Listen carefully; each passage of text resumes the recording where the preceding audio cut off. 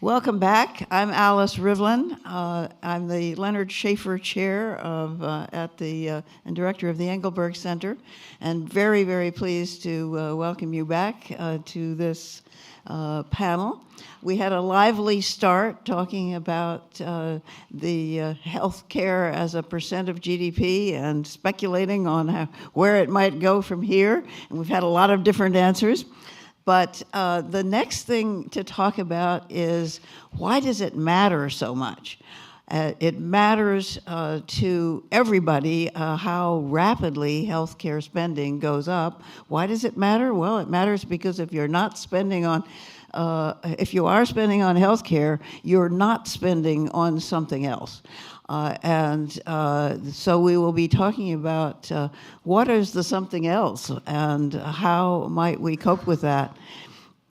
We will have 3 papers talking about the federal sector, the state and local sector, and everything else, the private sector. I've been a federal budgeteer for a long time, and the question of how rapidly healthcare spending will go up is crucial to the federal budget. 2 or 3 years ago, when some of us were working on the Simpson-Bowles Commission, the projections looked really, really scary. The CBO was projecting very rapid escalation in healthcare spending at the federal level, not just from the demographics, but from excess spending over the GDP growth that translates multiplicatively into higher healthcare spending, especially for Medicare, but also for Medicaid. Recently, those projections look a little less scary because the CBO has built in to its projections some of the slowdown in healthcare spending. So the question is, are they right? Is it going to go back up again, or is it going to get even better? And this question of what gets squeezed out is really important at all levels, the federal, the state, and the private. And to some extent, it is a question of older versus younger. It is a generation question, because older people spend a lot more on healthcare, and if that's going up especially rapidly, what's likely to get squeezed is what is spent by younger people and what is invested in younger people to help them be more productive in the future. So that's why we're having this session. We've got very good people to do this. First up is my colleague, Bill Gale, who's the R.J. and Francis Miller Chair in Federal Economic Policy, a big expert on the budget and especially on tax policy, and co-director of the Tax Policy Center that's a joint venture between the Brookings Institution and the Urban Institute.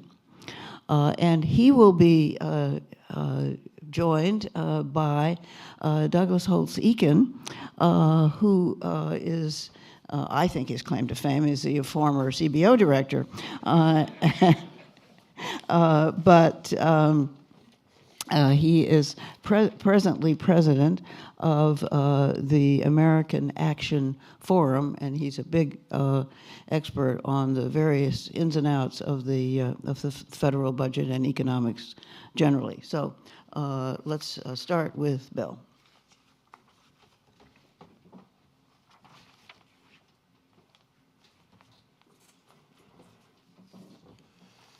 Okay, thank you very much. There. I think these kind of intercultural events between the healthcare community and the fiscal and tax community are a good thing.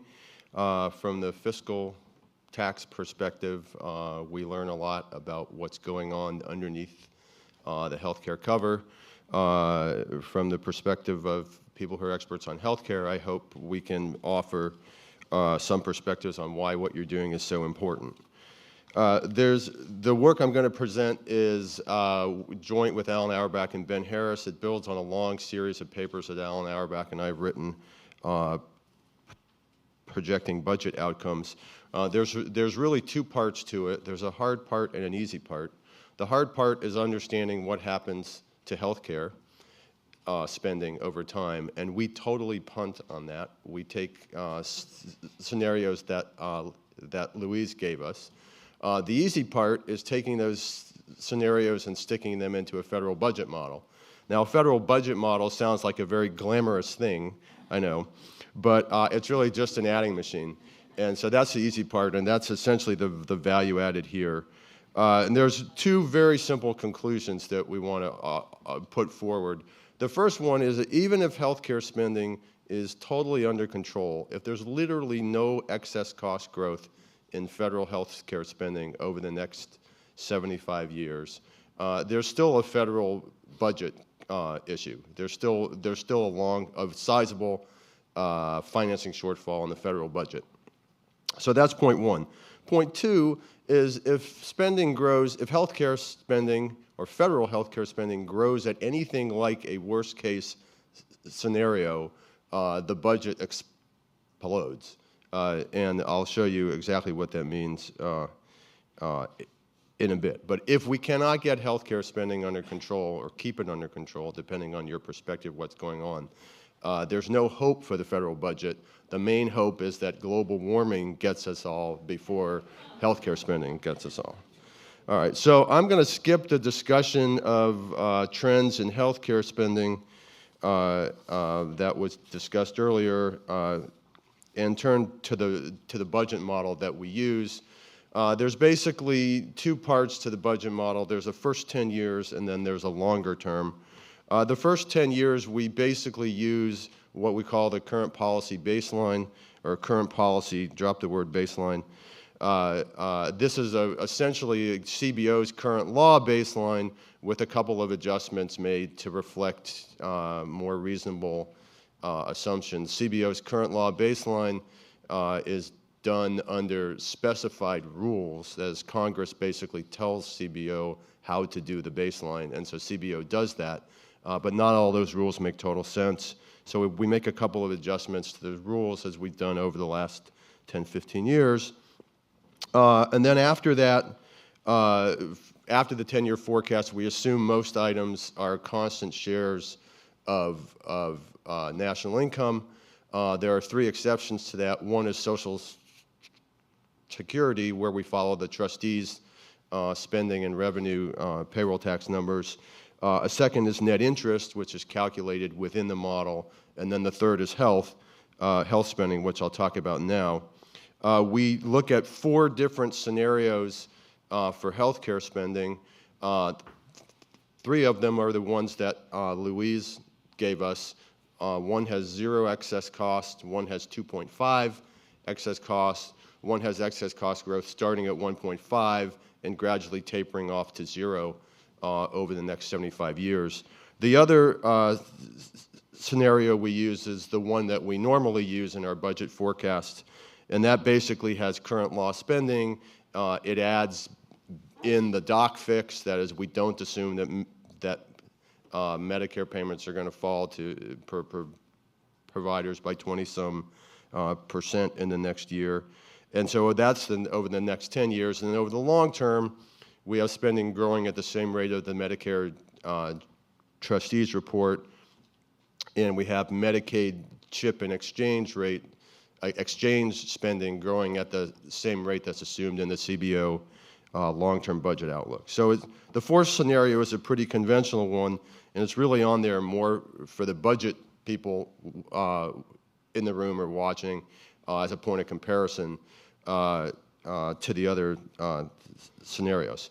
So in terms of what those scenarios mean, as shown in this figure here, I want to note several things about this figure. The first thing is mistitled. It should be federal health care spending. It's not total health care spending.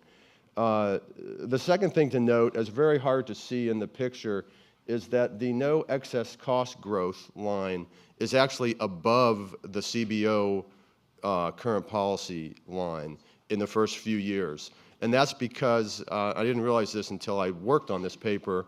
One of my RAs pointed out to me that CBO has negative excess cost growth for Medicare built into the next 10 years. So if you're thinking about evaluating the CBO baseline, that seems like a very optimistic assumption, but that's in the CBO baseline. All right, the third thing to note about this figure is under no excess cost, healthcare is fairly manageable. It stays, federal healthcare stays around 7% of GDP. In the baseline that Alan and I normally use, it's up around 9 or 10. This is out by 2088. And in the intermediate scenario, it's up around 12 or 13.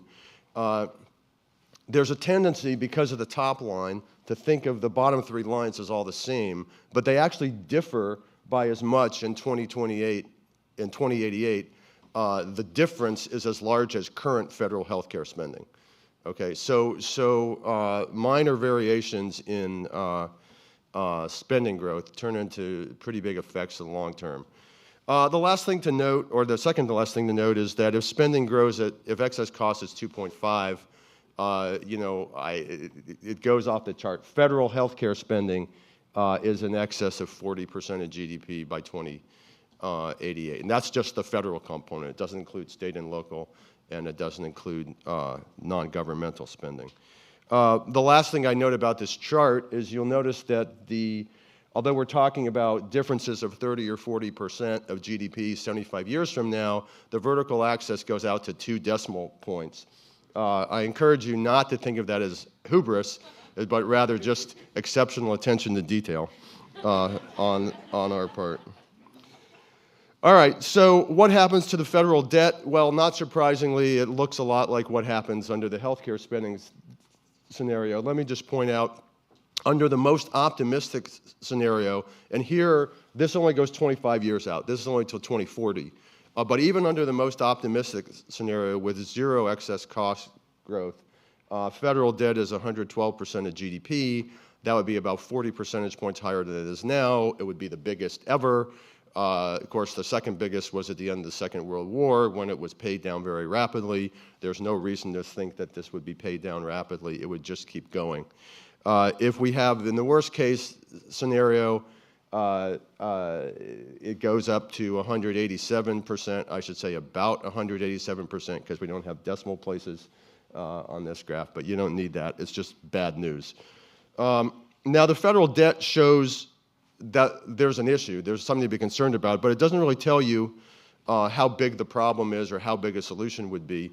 To do that, we look at something we call the fiscal gap, which essentially says this is how much you would have to raise taxes or cut spending now in order to keep the debt to GDP ratio in some future year at a given rate.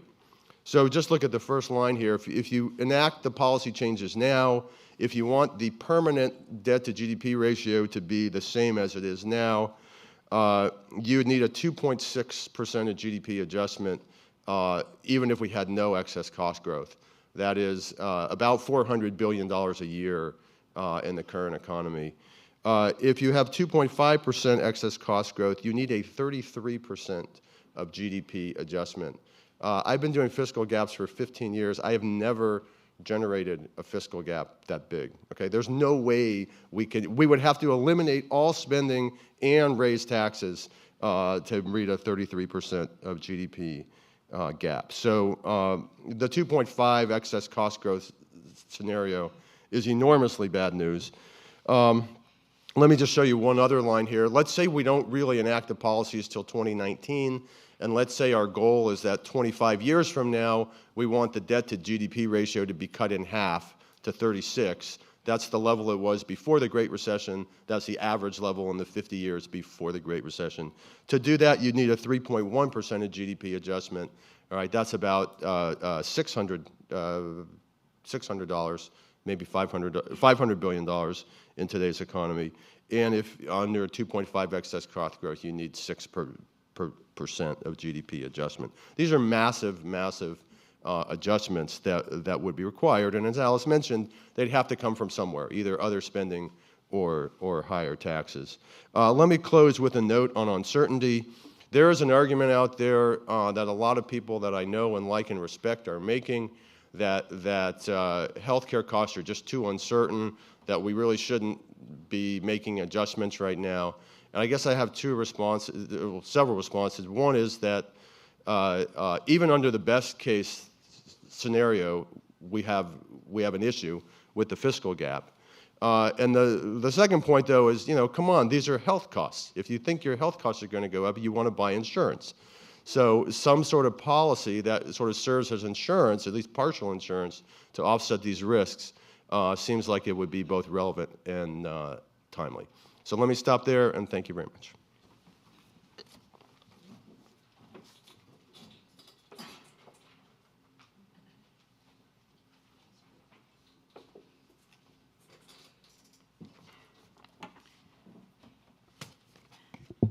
Time for a response from Douglas Holtz-Eakin. Doug, as I mentioned, is a former CBO director and president of the American Action Forum.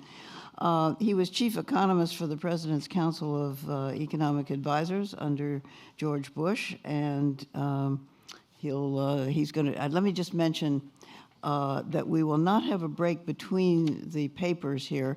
We will take questions at the end of the whole panel.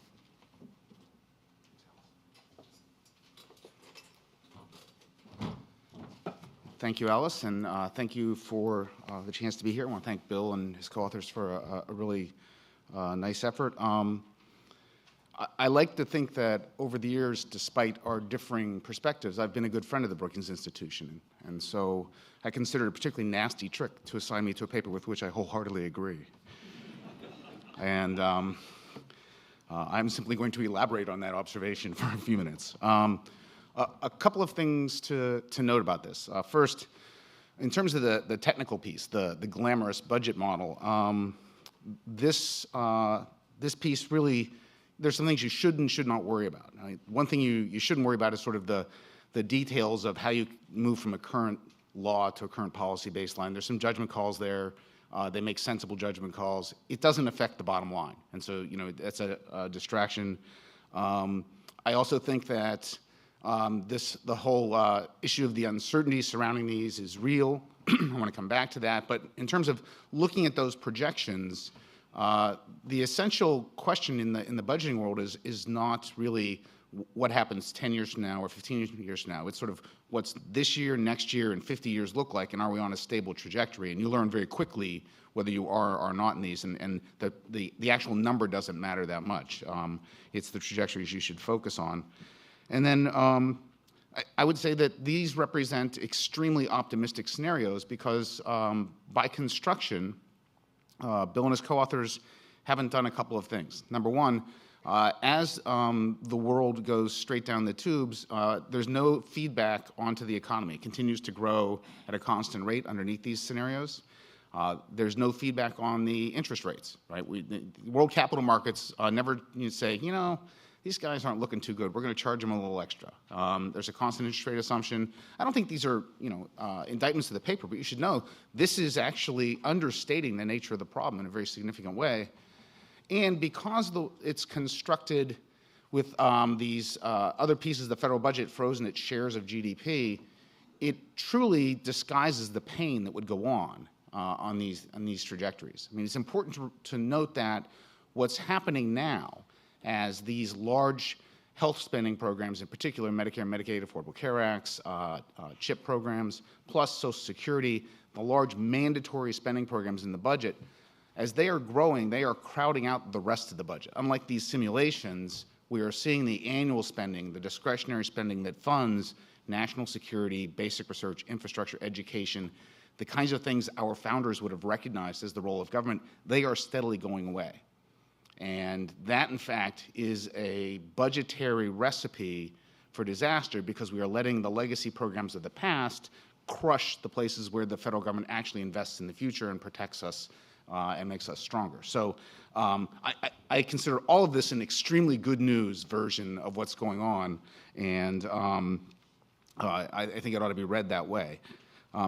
Probably the most, I think, important insight that comes out of this is the fact that the CBO has built into the next 10 years this negative excess cost growth. I mean, I hadn't realized that until I read the paper. It's just a stunning assumption, which is at odds with the history, and really does influence the nature of the perceived policy trade-offs that policymakers have, and does, in fact, I think, feed this notion that we don't have to act now. I think that's a really big issue because, as Bill has pointed out, and this the paper makes very, very clear, we have a problem, and period. And it is imperative as a matter of risk management. We don't know what these numbers are, but these risks are all one-sided. We can either act, take out the insurance, and maybe we get lucky and we have some flexibility, and a future democracy has some fiscal room to do something new if it wants to, or we don't act, in which case, even in the best scenarios, everyone's locked into a very undesirable situation from an economic and budgetary perspective. And that, I think, is the real lesson of the paper, and something that you just can't repeat often enough. I also think it's very instructive to just look at the history of the excess cost growth when you think about this, because it's gone up and down. As the authors point out, we've had periods before where the excess cost growth has sort of calmed down for a while, and it's come back for no apparent reason. And to take that history and then suddenly decide that in the future that can't happen again and it's all fine, I think is a real misreading of the record, and that a sensible strategy is to do something now. And so I'm just going to wrap up with repeating my frustration that there isn't more to complain about in this paper, to encourage everyone to really take its basic message seriously, which is that the U.S. budget problem is very bad, and that's if everything breaks our way, and we're immune to economic forces, and world capital markets decide to cut us a break. And that, I think, is a fundamental message that's being ignored at the moment, much to my dismay and to the disservice of the future. And this paper is a wake-up call for anybody interested in not just the health policy issues, but their broader implications for how we do our budgeting. Thank you.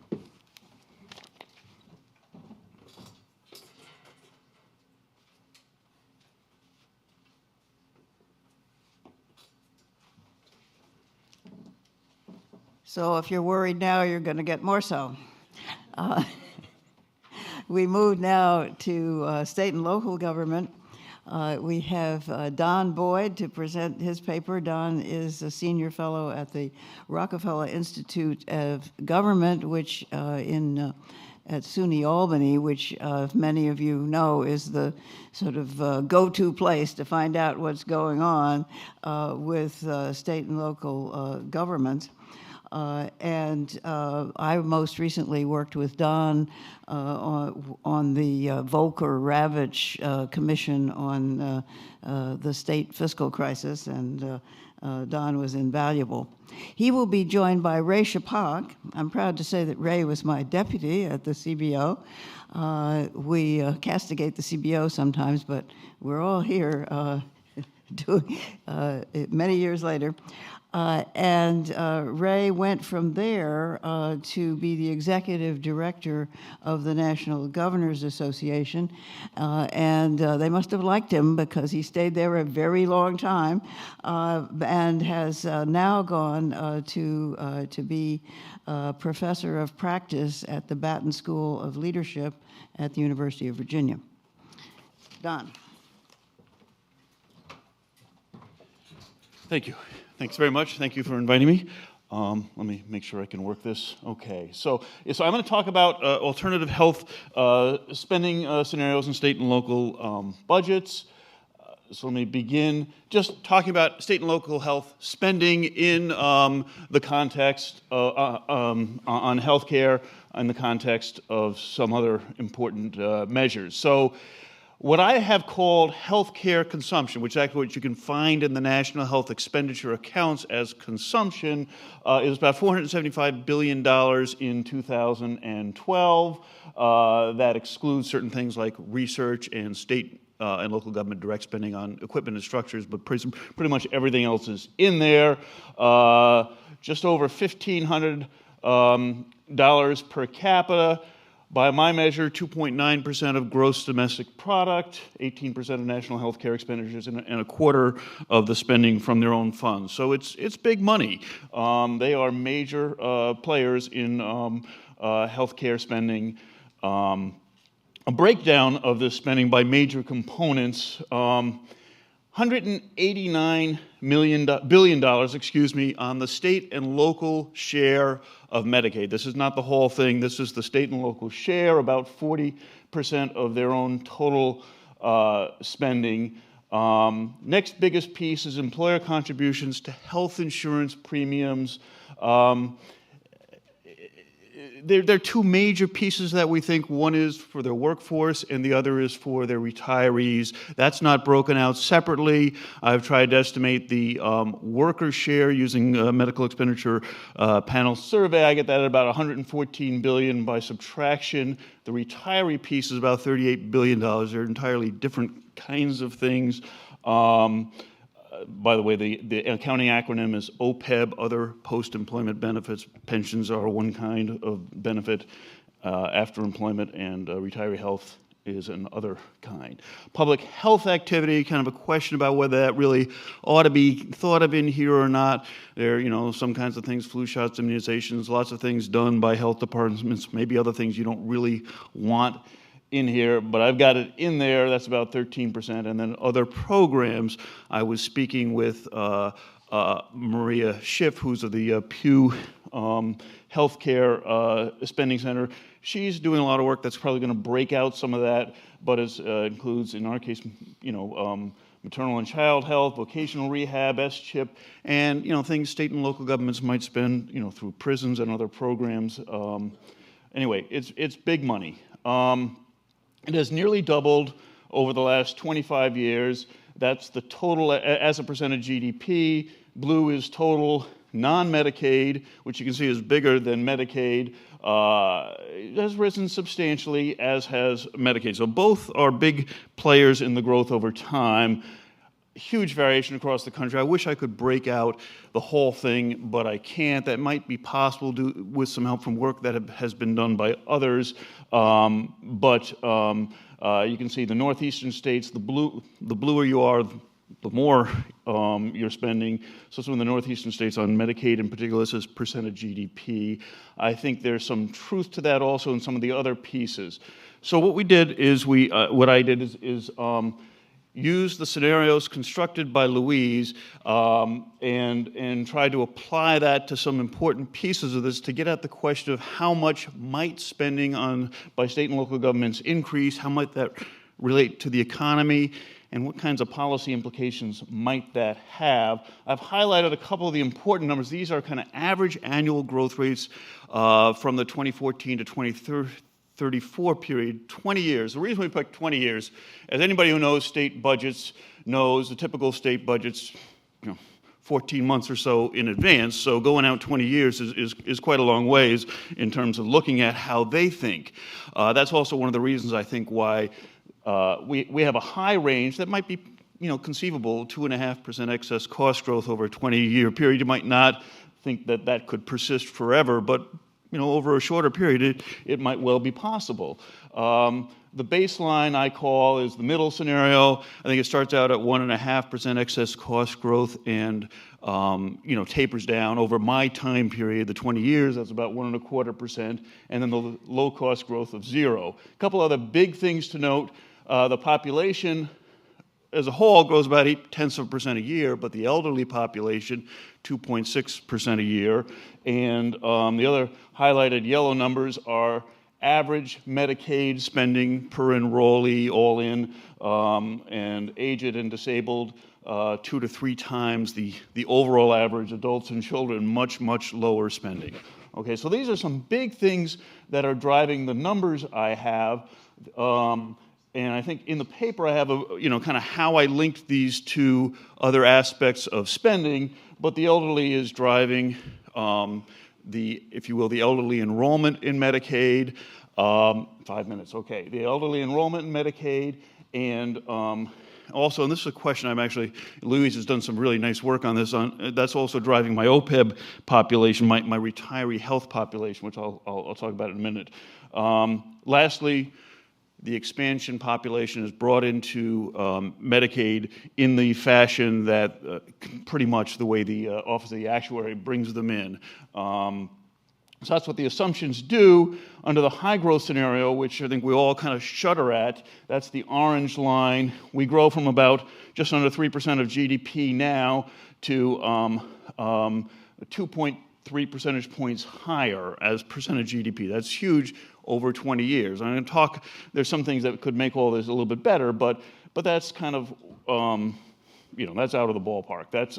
That would be a big worry, as we'll see. The baseline grows by about 1.2 percentage points of GDP, and the low growth, the zero excess cost growth, not so much, and quite frankly, not anywhere near as troubling as the others. So I just want to quickly highlight a couple of things that come out of this, and also where it might conceivably be a little bit better. This is a table in the printed presentation in the paper that shows you the change in percentage points of GDP over the 20-year period in the column that has a lot of circled numbers. The big drivers, so 1.18 percentage points increase under the baseline, that's a lot, and driven under Medicaid primarily by the adult and disabled, and almost not at all by the expansion population. That doesn't mean that's the only thing that the ACA is doing to affect Medicaid. There could be people, the so-called woodwork effect, currently eligibles becoming enrollees. But that's what's driving the Medicaid piece. The non-Medicaid piece, and where there could be hope for some good news relative to these numbers, employee health insurance 0.2% of GDP, which is, a lot, quite frankly, and retiree health 0.22. I want to say two things about that. One is on the employee health.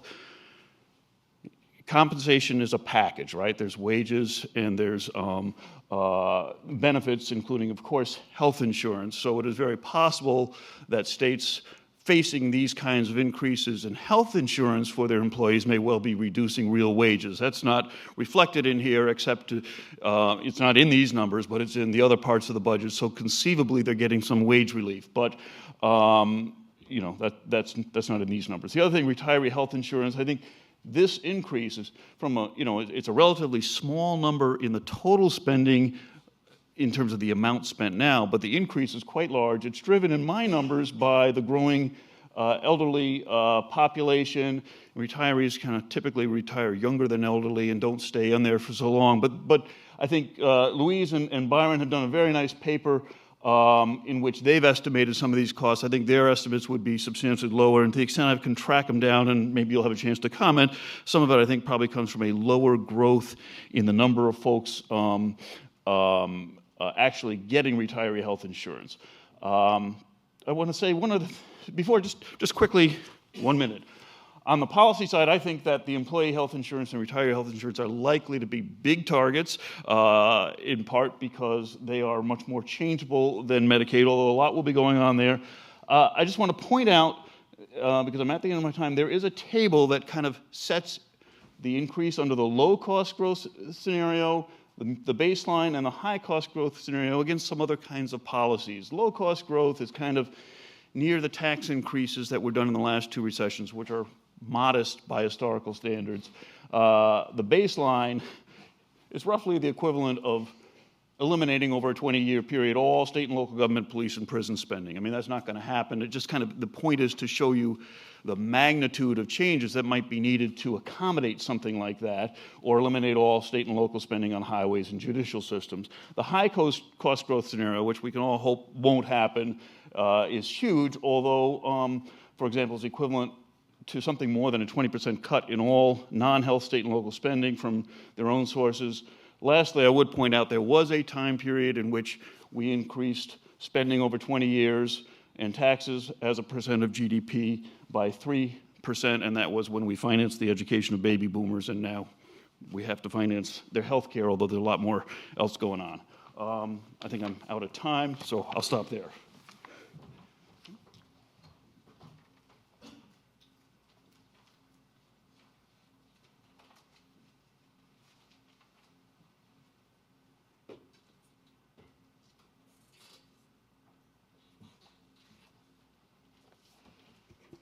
We welcome Ray Shapak, long time at the Governors Association and now at the University of Virginia.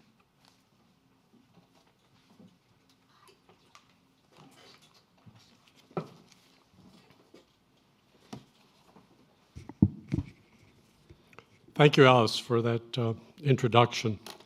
I normally go around town and talk about how good the job is for a governor, particularly relative to senators and other people.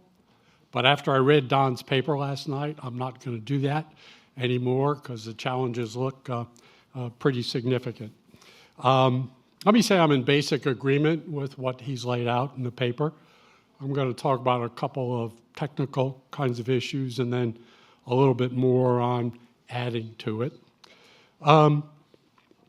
I think when you look at the numbers, the one surprising thing is that the state and local employees in retirement is really a major driver. I never would have expected that. I always would have thought Medicaid would be the problem.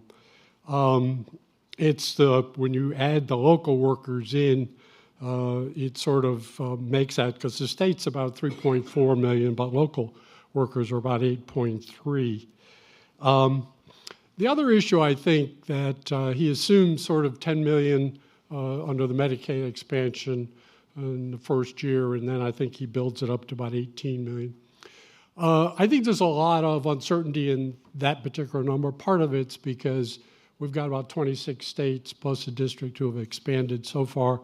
So we're not really know where a lot of the other states will go. Now, I will agree that because the two, both California and New York have expanded, that that's going to be a fairly big component.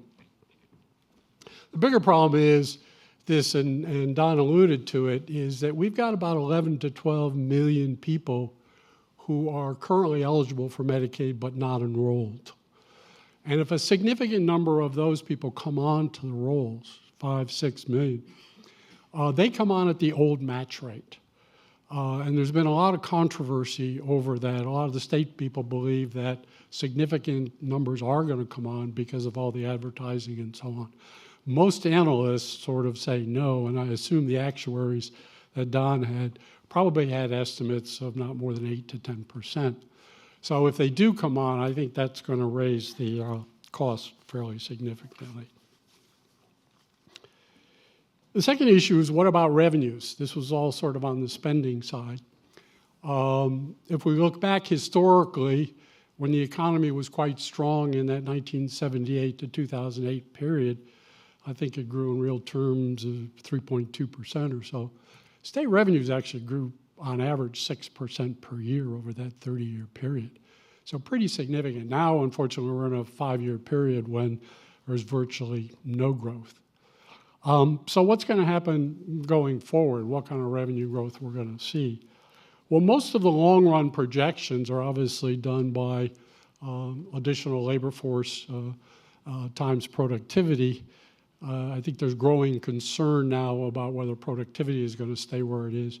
But everybody pretty much agrees that labor force is going to decline quite a bit. So that means GNP going forward is probably going to be closer to 2.2 or 2.3 rather than the 3.2%, which my back of the envelope says will probably bring revenues down into the 4% range.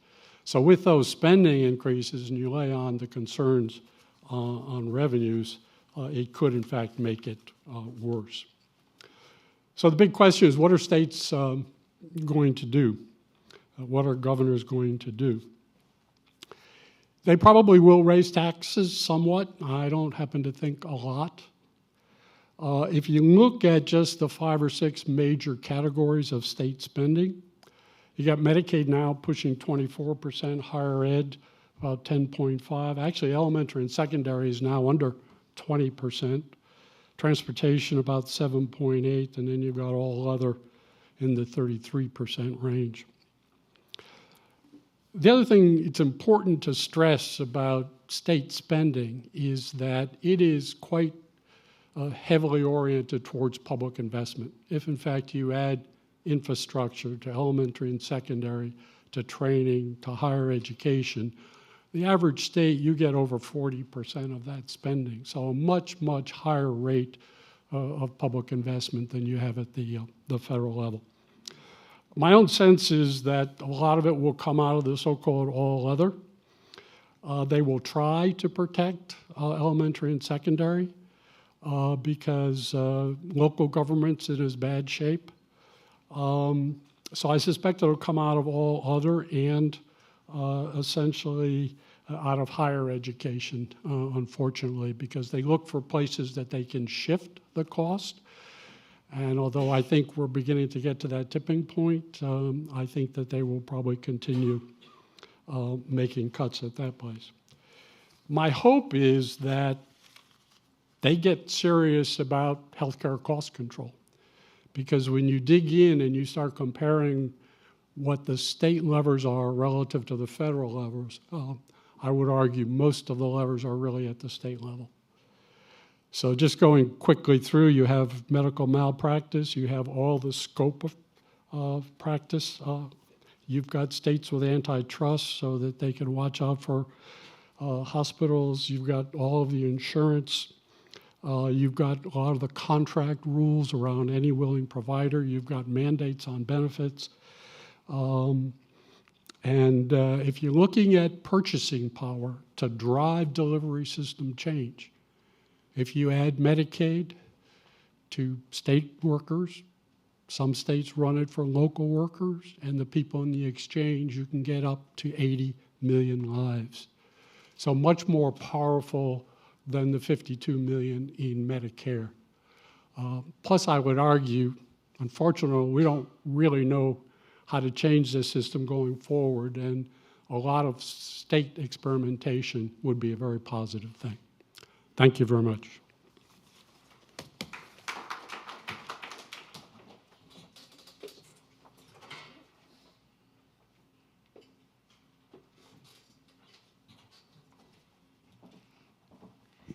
So we've talked about government, but we haven't talked about the private sector. And to discuss the impact of these various scenarios on the private sector, we have Paul Ginsberg, who has been recently named the Norman Topping Chair in Medicine and Public Policy at the University of Southern California's Schaefer Center on Health Policy and Economics.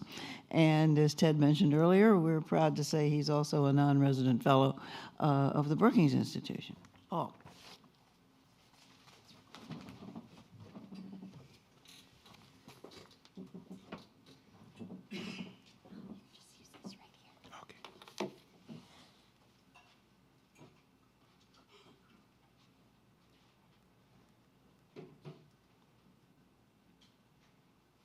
Got it now.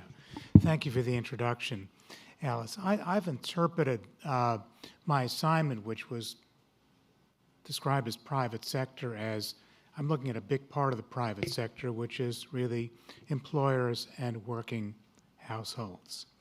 And I want to begin by some of the, I wouldn't call them models, but common thinking about employer behavior about health benefits and how they responded to higher or lower spending trends it's what you read in newspapers, what you would hear from business executives. Economists knew that it didn't line up with what economics said, but what you heard is basically if spending is rising rapidly, this is a burden on employers. It's going to reduce their profits. Also, they're going to pass some of those higher health spending costs onto customers, and this will lead to higher prices, and this will raise real issues of international competitiveness. If you look at, there has been a lot of well-done recent research by economists, and you come up with a very different picture. And I would say it's gotten to the point where the anecdotes are starting to make people feel more comfortable with the results of the economics research than in the previous perspectives. So what are we seeing from recent research? That when health spending rises more rapidly, there's less offering of coverage, there's offering less comprehensive coverage, it's paying a smaller share of the premium, having smaller wage increases. And of all this, the impact is clearly strongest for lower paid workers. Now, I want to step back for a second and talk about why employers offer coverage, and I have a bunch of reasons. Clearly, the tax savings from funding health benefits from a pre-tax source is very important. Creation of stable risk pools, enabling all employees in a firm to afford coverage regardless of their age or previous medical history or expected medical spending. Employers often can purchase coverage at lower cost than individuals can. And something that's much softer, which you hear often, is that, well, it helps on productivity, the degree to which employees have access to care when they get sick, and if they use care, don't face bankruptcy, is a positive for employee productivity. Clearly, this is a much more attractive proposition for larger firms and for higher wage employees. And a lot of it concentrates, again, to the popular language is it's an essential tool for recruiting and retention. Yes, for those high wage employees, it really is, and these are the reasons. So what do we see in the literature? First, offering responds to premiums, greater sensitivity in small firms, but the latest research that I've seen shows some sensitivity in medium and larger firms as well. For small firms, maybe a consensus elasticity to the tax price of about minus 0.8, and a much smaller elasticity, but significance in the larger firms. Thing that's particularly striking is the shifting of premium increases onto wages. An estimate by a paper that Amitabh was a co-author of suggested a 10% premium increase lowers wages by 2.3%. Very interesting recent analysis looked at compensation gains over various decades, and over the most recent decade, 2000 to 2009, and looked at this by deciles of compensation. For the fourth decile, this would be the 31st to 40th percentile of compensation in firms, that 37% of the compensation gains over this decade went to health benefits. This is a very striking picture. It's from a blog in the Council of Economic Advisors, and it's not too clear, but the key thing is that over this 2000-2009 period, after adjustment for inflation, total compensation increased by 1.3% per year.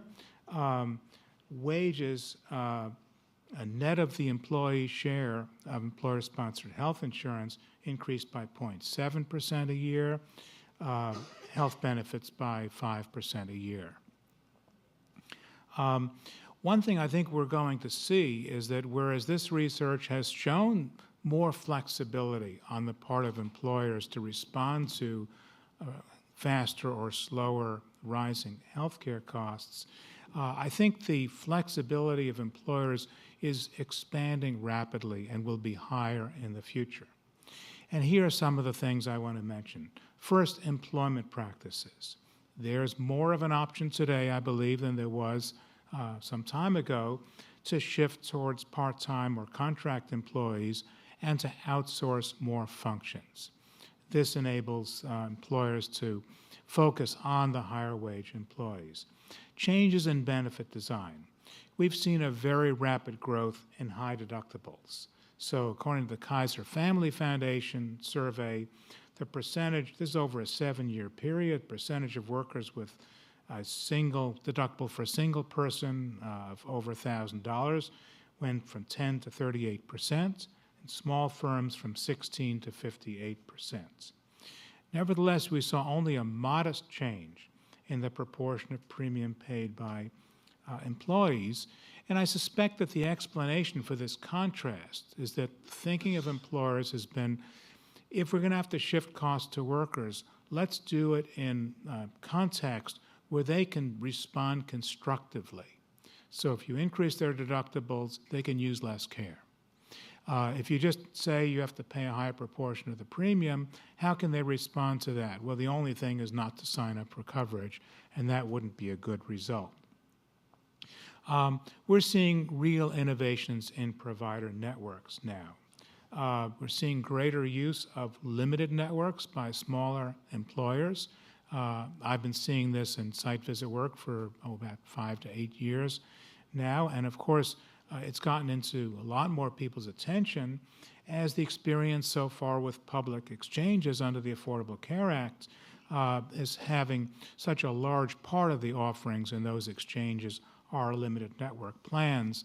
McKinsey estimated at 23% lower premiums in the limited network plans compared to the broader network plans offered on the exchanges.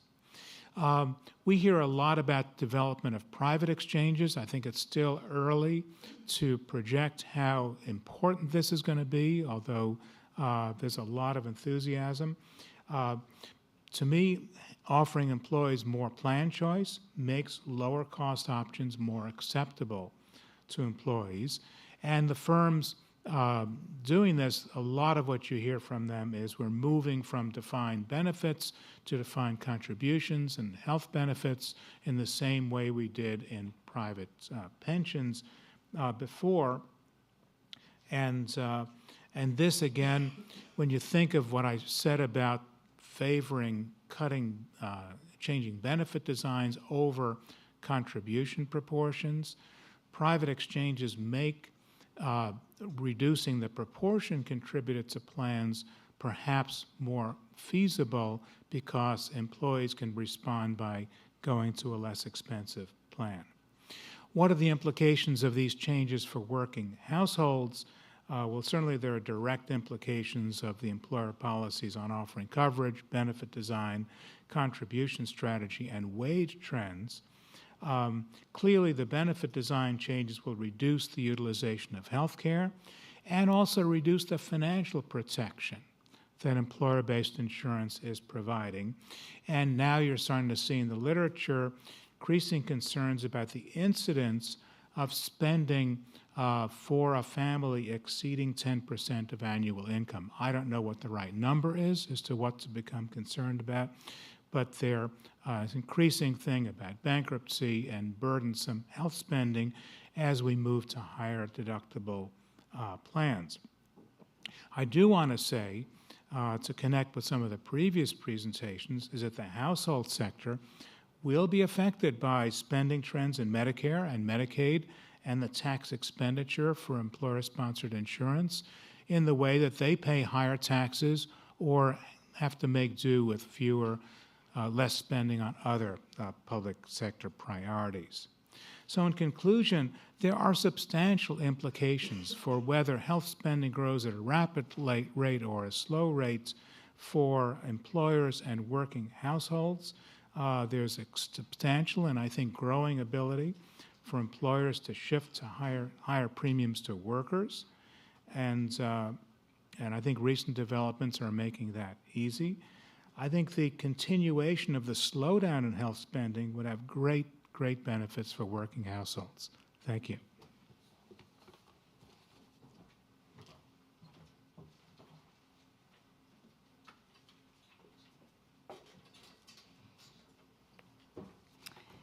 Thanks a lot, Paul. And now to give us her insights on this, on the private sector implications, we have Amanda Kowalski.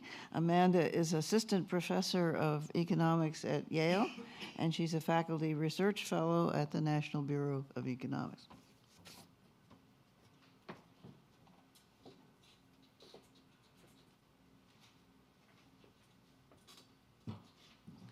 Thank you very much for having me. It's a delight to be back at Brookings, where I'm still actually a non-resident fellow. Let me pull up my slides.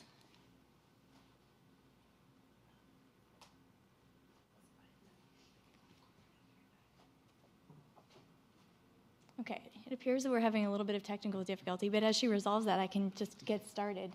So the focus of my discussion is on the implications of alternative spending scenarios on employers and on workers themselves. And so if you ask people, well, who pays for increased health spending? A lot of employers will say that they do. And if I had my slide here, I showed you the slide that has a lot of headlines from the New York Times and the Wall Street Journal and other news outlets saying that employers are saying that they're dropping their health insurance coverage because of the Affordable Care Act or because of increased health spending. But then if you ask economists who actually pays for increased health spending, they would almost all say that the employees pay for increased health spending because the burden is shifted to their wages. And so how do we resolve this disconnect, and what are the implications of alternative spending paths? Of course, I'm an economist, so I'm going to say that it's the employees. And Paul Ginsberg is also an economist, and so he's also said that it's going to be employees, and I have nothing to disagree with there. I think that the employees bear the burden of increased healthcare costs. Another thing to think about is that in his discussion, and in today's discussion, we're talking about healthcare spending growth, but there's also this other thing that's looming in the background, which is the Affordable Care Act. So long before the Affordable Care Act, healthcare spending was growing at a very high rate. And the Affordable Care Act might have other implications for what will happen to healthcare spending. And Paul Ginsberg in his paper discusses both of them. Given my expertise, I think I'd like to just focus on what actually happens, what might happen to the burden on employers and employees given the implementation of the Affordable Care Act, drawing on my own research on what has happened in Massachusetts. So if I had my slides here, I'd show you what happened in Massachusetts relative to the Affordable Care Act. So both the Massachusetts Health Reform and the Affordable Care Act were focused on increasing health insurance coverage. And they did that with 5 similar tools: an individual mandate that individuals must have coverage or pay a penalty, an employer mandate that employers must offer coverage or pay a penalty, even though now that's been delayed until 2016 in the Affordable Care Act, it's still on the books. There are also expansions in subsidized coverage, fully subsidized through Medicaid, and then partially subsidized through ComCare and new partially subsidized plans. And the 5th element was the creation of private exchanges where consumers could buy unsubsidized plans and go to a marketplace that the government helps to maintain. So Massachusetts health reform was passed in 2006, and so there has been enough time to see really what happened in Massachusetts, and for us to think about, well, what are the implications of the Massachusetts health reform for what might happen under the Affordable Care Act? So there, I'll draw on implications from my own research, first from a paper published in the Journal of Public Economics with my co-author Jonathan Kolstad. We found a quite surprising thing. So in contrast to those headlines of saying employers are going to drop coverage under the implementation of the Affordable Care Act, in Massachusetts, employer-sponsored coverage increased after the reform relative to before the reform in Massachusetts relative to other states. So in the non-elderly population in Massachusetts, approximately 88% of the population had health insurance coverage before the reform. After the reform, there was an increase of about 6 percentage points, and 3 percentage points of that was through employers. And so I just want that to sink in. I think that that's really surprising when we think that employers might drop coverage. We wouldn't have necessarily expected employers to increase the offering of coverage after the reform, unless maybe it is true that maybe the economists are right and the employees are paying the bills. And the employees are saying to their employers, I now have this individual mandate that I have to have health insurance or pay a penalty, and the best way I can get health insurance is through you because of the advantages to employer-sponsored health insurance, the tax advantage, the lower administrative costs, the better pooling. So that's really the first finding for my research, and I expect that will actually go through for the Affordable Care Act as well. And I know it's an unpopular thing to say, but actually I think that employer-sponsored health insurance will actually increase even more under the Affordable Care Act than it did in Massachusetts because there are some differences in the way the policy is constructed. The main difference being that another part of the employer mandate in Massachusetts, in addition to the penalty on employers that didn't offer coverage, was that employers had to establish Section 125 cafeteria plans that would allow their workers to pay their portions of the premiums pre-tax. And then those workers could go get coverage on the exchange and still get their portion of the premiums pre-tax.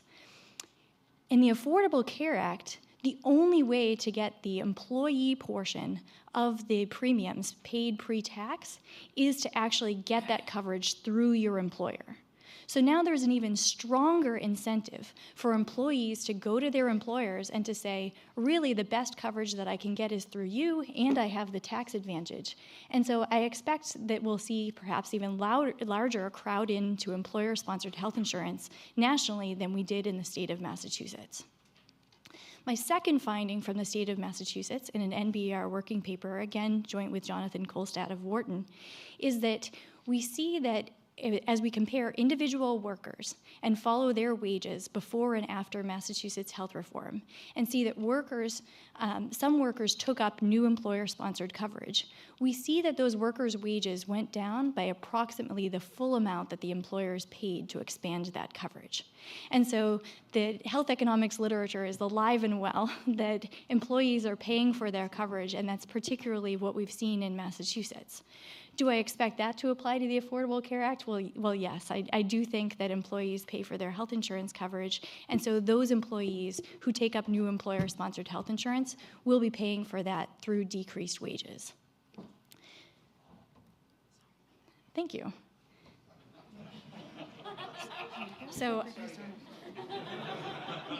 all right, so the promised headlines were there, and my comparison of Massachusetts to other states. This is just the graph that shows you, if you don't want to believe my regression estimates, if you saw it in a graph, maybe you'd believe it more, that there were wage declines for workers that took up employer-sponsored health insurance in Massachusetts. So then finally, what could the Affordable Care Act have done differently based on the Massachusetts experience? Well, one thing that I think is an obvious difference is that the Affordable Care Act could have allowed employers, and in fact encouraged them, to allow their employees to purchase coverage through the exchanges. So one thing that I was really excited to see in Paul Ginsberg's paper was a discussion of these new exchanges where employers go to purchase coverage.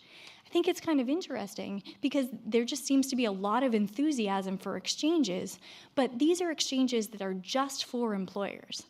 So there are separate exchanges that are set up by the government for people that are getting health insurance on the individual health insurance market, the market for health insurance outside of employment. But it looks as if there's demand for employers to actually use the exchanges, and the Affordable Care Act does not allow them to do so. And I think that that's really unfortunate for a variety of reasons. One reason is that under Massachusetts, where employees could purchase health insurance on the exchange and get their portions of the premiums paid pre-tax, you could actually combine any subsidies that you got through your employer with the subsidies that you were getting through your spouse, thus equalizing the burden on the wages of two workers in dual-earning households. Another reason why I think the federal government should have encouraged employers to allow their employees to get health insurance through the exchanges is that people who have employer-sponsored coverage are generally low risks. They're generally healthier. And so the people on the individual health insurance market would have welcomed them into the fold because their premiums would go down. And also the people, all of us taxpayers who are paying for the subsidized coverage in the exchanges would also welcome people with employer-sponsored coverage into the fold because they're generally low risks. So I understand that there are some political constraints on allowing employers to encourage their employees to purchase insurance in the exchanges. People tend to like their employer-sponsored health insurance. Most people have employer-sponsored health insurance and they don't want to see it go away. And so I think that that's the main political resistance, yet perhaps there still is the potential to allow employees to purchase health insurance on the exchanges and get that tax advantage. And it'll be interesting to see if anything happens on that front moving forward. Thanks.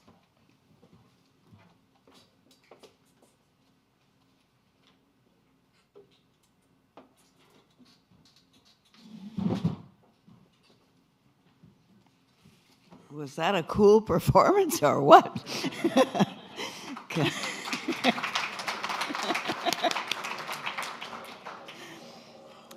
Thank you very much, Amanda, especially for functioning in a difficult situation.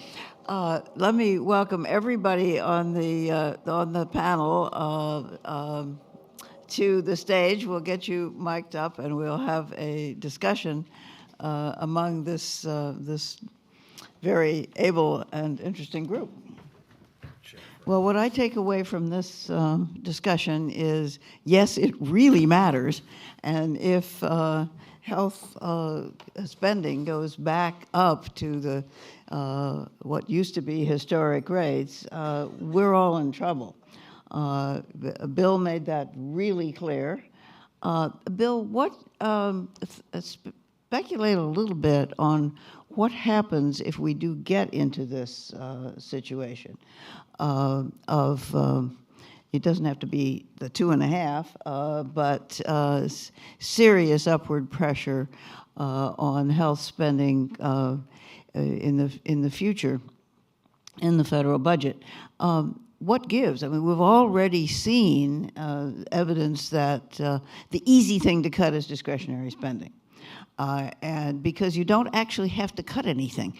All you have to do is say, we'll cap it at this anonymous amount. And then the Congress has to figure out how to stay under that. And that's what we've done several times in the last couple of years. Is that what you anticipate happening, or do you have some other thoughts about that? Well, it seems like there's three options. One, if you really do get health care spending growth the way in the worst case scenario, spending cuts in healthcare have to be an enormous part of the solution.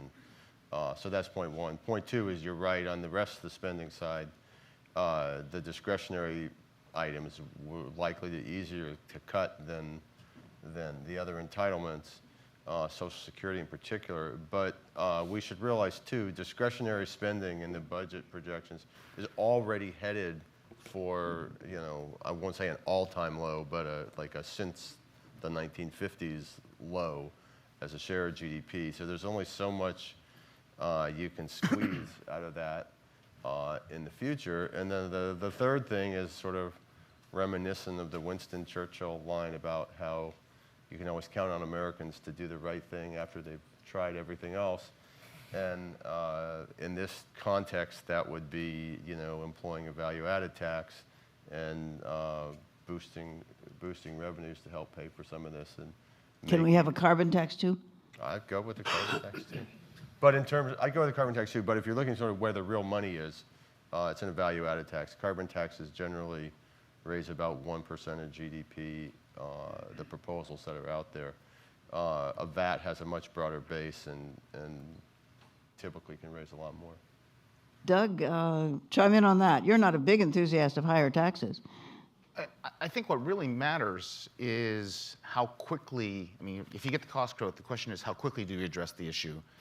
The longer you wait, and Bill's paper is a great call for action and action early, but the longer you wait, the more outside forces are going to dictate what the reaction is. And, if you're doing it at the behest of your creditors, you're going to do what they ask for, and so it's not going to be our choice.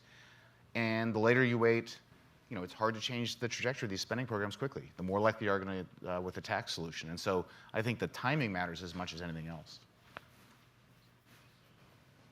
Don, what about what gives? You mentioned higher education but is that big enough to absorb all of this increase? No, it's not. No, I think that it's hard to see how the rest of the budget could absorb the kinds of cuts that would be required, even under that kind of baseline scenario that I looked at. It's clear, both from the what we're seeing happening now and from the numbers that I think employee insurance is whether they do it through premiums, deductibles, other means, that's going to be a target. Retiree health care is, you may think of it as a promise, but it's clearly not got the legal protection of a promise, and that is the notion of paying now for services delivered in the past. I think there's not a lot of sympathy for that. So I think that's another big area of likely cuts, and we're clearly seeing that. There's more, but those two for sure. Ray, you said that you didn't expect state taxes to go up very much. What's going to go down? Well, as I said, I think they'll start with the so-called all other category, begin to cut that back. I think, unfortunately, they'll go to higher education much faster than I would like. They've already gone there, haven't they? Right, no, they have. And I think higher ed, this is another discussion, but I think we're in a period of some really vast restructuring there. They will also go to reimbursement rates. At some point, they won't care whether it cuts off access because it's the only way they can do it. So they will go there as well and wait for court suits and so on. Because, you know, if Don's right, the magnitude of this problem is so great, it's kind of, you have to do everything rational and then some irrational things to get the gap. You know, 49 out of 50 have some balanced budget requirement. Now, they don't always live up to it on the margin, but, you know, they don't build in huge gaps. So I think at some point they'll, you know, Medicaid is going to be that large. Cuts in reimbursement rates can have significant savings, but you're right, it cuts off access. You mentioned some of the other reforms that are at the state level. If you're going to do something about using the health workforce differently, that's a state problem. And tort reform similarly. Do you see people focusing on these as ways to mitigate the problem? Well, you're beginning to see it. Scope of practice, for example. I think you've had 25, 30 states make incremental adjustments around nurse practitioners, nurses, and so on, expanding that kind of scope. So I think that's very positive. I think a lot of states are focusing on the delivery system change. Even states that have basically no managed care, and so they're working, places like Arkansas, how do you build the infrastructure so that you can begin to move it forward? So there's a lot taking place in there. I see governors more getting involved a little bit in the prevention side as well, through the bully pulpit and so on. That doesn't always save money. No. And I It's a think good the thing to more do. are beginning to look at the Maryland hospital all-payer system. I mean, you know, we've gone from 30 states trying that. The evidence has not been very good, but the evidence around the Maryland thing looks pretty good in terms of what they've done. It's been in effect since 1971 or 72. So I'm now picking up more states. I think Minnesota has set up a task force to go in that direction. Oregon's beginning to look at it. And so I think you're on the forefront. We need something. I mean, as I look out, this is a big election year for governors. There's 36 governor seats up. My hope is that this issue begins to play through some of those elections, and on the other side, we get to have more action. It's how do we incentivize the sort of 4 or 5 states that need to go out and be the pathfinders, because they do copy from each other. If we could get some success. And in a lot of these states, you get the right 10 people around the table, you can make changes. And particularly on delivery system types of things, you don't need state laws. You just need agreement by providers and plans and government. And some of these smaller states, it's doable. Makes it sound good compared to the federal government. Paul, did you have something? Yes, I just wanted to say that the first few things Ray was mentioning about, nurse practitioners, malpractice, I don't see that as having potentially large impact on spending. I think they're worth doing. They should be done. But I think it really comes down to delivery system reform. And so it's really, I think some states are well positioned to move that along. I think Medicare is the key thing, because when Medicare changes its payment system, it becomes very easy for private insurers.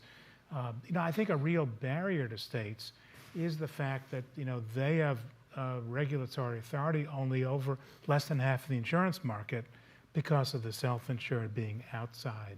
So anyway, these challenges are so large, we'll need help from all quarters. Paul, you and Amanda certainly convinced me that the rising costs come out of wages, and though nobody seems to believe that, do employees believe that, Amanda? It was clear that employers don't, from what they say about it. Unfortunately, I don't have good survey evidence on what the employees actually think, but I think it's interesting that in Massachusetts, wages didn't fall for those employees just in real terms. I mean, they also fell in nominal terms. And so I think that for those employees, they saw their wages go down, and I bet they would believe it when they saw they made less money this year than they made last year, but they had health insurance. Yeah, and the question is whether they really care about wages or whether they care about compensation. And Alice, I think it's very, when you think of the number I put forward about over the last decade, inflation adjusted, wage rates went up by 0.7% a year. I think it's very hard for people to perceive that's because of healthcare costs rising, as opposed to its globalization, or its greedy employers, or its loose labor markets. So I actually think that some of the old reasons about international competitiveness may have been better, have more potential to engage policymakers than slower wage increases, which are so difficult to attribute without doing a good study. let's open this up to audience questions back there. Could you speak into the microphone, please? Thank you. Is this on? Yeah, okay. So question for Don, but then other comments, welcome. Did your model take into effect the ACA excise tax for 2018, which is going to hit state employee plans probably earlier and greater than some private sector plans because of the workforce composition and also the value of the plans as designed? And I guess I wondered about other private sector employers as well, commenting on that. Yeah, no is the answer. It did not. I really don't think that could be large enough to change kind of any of the overall picture, but no, it's not in there. Yeah, I could say from private sector perspective, you're talking about the Cadillac tax? Yeah. Okay.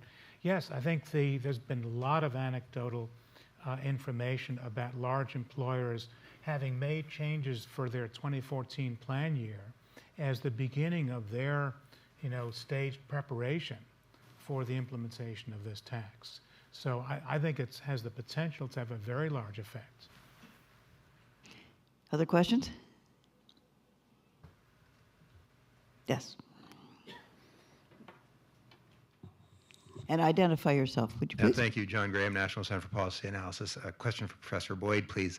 I just wonder, to what degree, with respect to the local authorities, is bankruptcy the quote-unquote solution? I shouldn't use the word solution, but I've done a bit of reading on Vallejo, Stockton, Mammoth Lakes, California, and as I understand it, the legal status of the retiree benefits claims in bankruptcy is quickly becoming determined and settled by the judges. Does that cause a big disruption in the model you've At least at this point, that is an absolutely minimal issue, and for two reasons.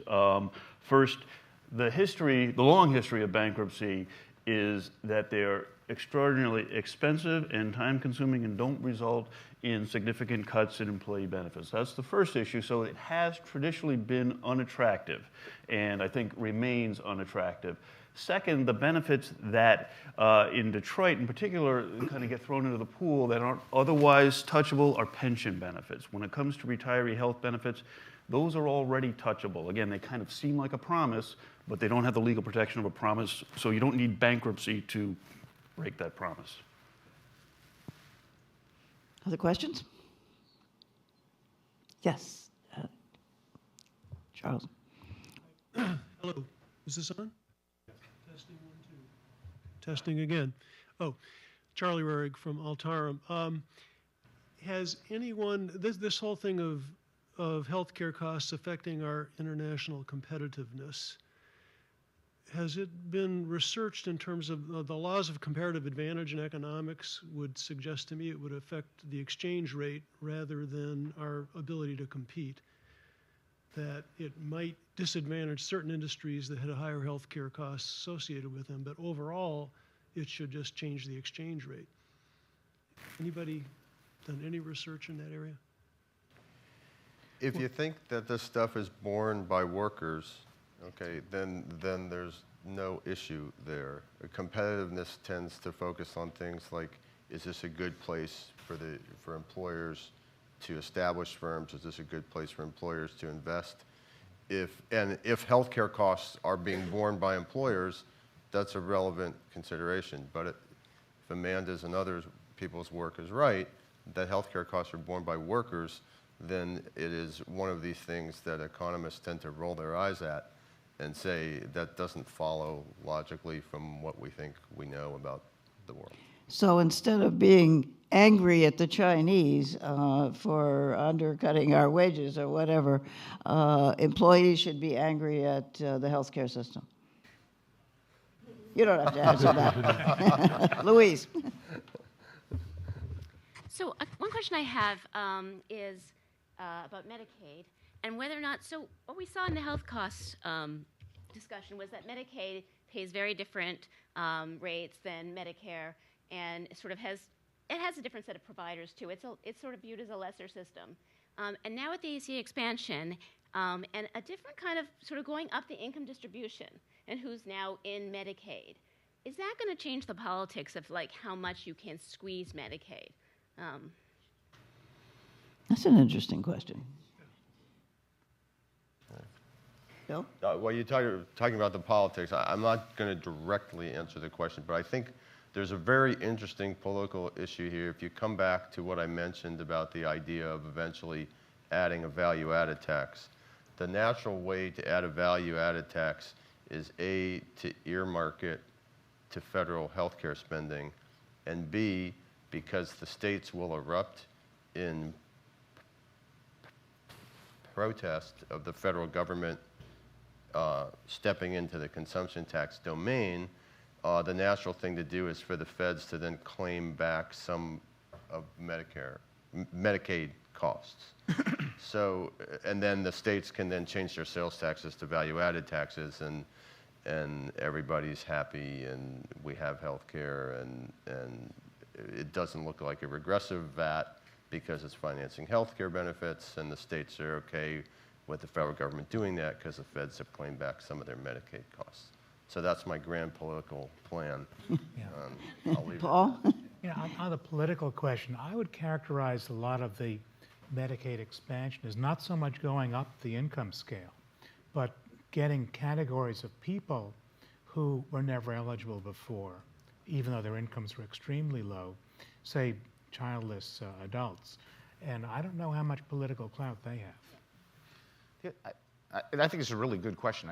The one thing I've sort of looked at in this for quite a while, and we'll see how it plays out, is the fact that these aren't static populations. You don't have just the Medicaid folks and the other folks. There's actually all these transitions across the exchange Medicaid boundary, and if these are two very different worlds, it's hard for me to imagine that it's going to survive very long. I don't know which way they migrate, but they can't remain really different. Another question here. Hello. Lamana Tefera, the office of Senator Sheen. Regarding the state's budgets, as the woodwork effect impacts the states that haven't expanded, how long would you predict until the non-expansion states sign up for the federal supplement? New Hampshire just passed a law 2 weeks ago. Well, if you want to go back to history, how long did it take Arizona to opt in from 82, okay? And it was enacted in 65, okay? My sense is that... But that's an outlier, right? Right, I agree. My sense is you've got a core that politically are not going to come around for several years now. Some of them may lose their jobs come November. The rest of them, I think, it's going to depend to some extent on the hybrids, the Arkansas, the Iowa's approach. Pennsylvania's got some in, and so these waivers really, which are partly a fig leaf in my mind, and partly real because they put greater limitations basically on the population, which holds the population down. So I think it's going to depend a little bit on HHS and how flexible they are. So my sense is you'll be down to, I don't know, 6, 8, possibly 10 within the next year to two. I mean, the amount of money is coming in and is just overwhelming. And plus, now that you're going to be phasing down the dish payments, over time, you're going to have a lot of problems with rural hospitals and so on. And so you look at the politics in the individual states, you got the whole healthcare community who supports expansion, but you really have the business community as well, because they're looking at those second round effects, number one. But number two, they're scared they're going to pay for the uncompensated care, okay? So they're stepping up to the plate in state after state. So that's pretty strong political force. And it may be also that states begin to realize that there is a lot of flexibility in the law, and they can do some of the things they've wanted to do for a while by using this federal power grab. I mean, the other thing, Alice, is, you know, none of us have really looked at this cash-out provision. I can't remember whether it becomes effective in 17 or 18, but where a state can come in, try to meet the needs of the ACA with an alternative plan. You're going to have some beginning to look seriously at that. That's real flexibility. That's right. Yeah. That's right. Last question, if we have one. Okay, you've earned lunch. We will take a 45-minute break. It's approximately noon. We will come back at 12:45. Please note, audience online.